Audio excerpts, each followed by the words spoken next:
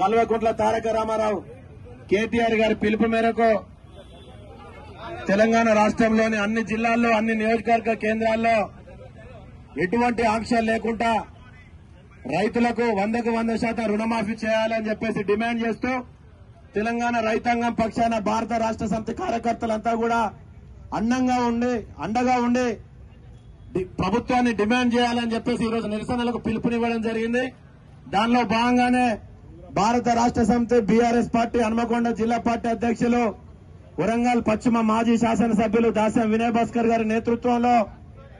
ఆచార్య జయశంకర్ గారి స్మృతిమానం ముందు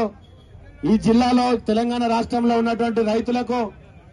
100% రుణమాఫీ అమలు చేయాలని చెప్పేసి డిమాండ్ చేస్తూ ఈరోజు ఇట్టి కార్యక్రమాన్ని ఏర్పాటు చేసుకోవడం జరిగింది.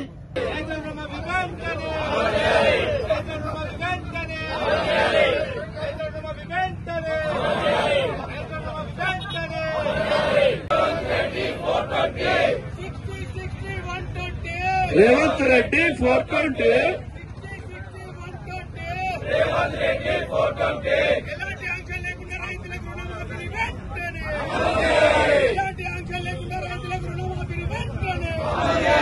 ఎలాంటి ఆంక్షలు లేకుండా రైతులకు రుణమాఫీ వెంటనే రైతు లేనిదే రైతు లేనిదే రాజ్యం లేదు రైతు లేనిదే రాజ్యం లేదు జై తెలంగాణ.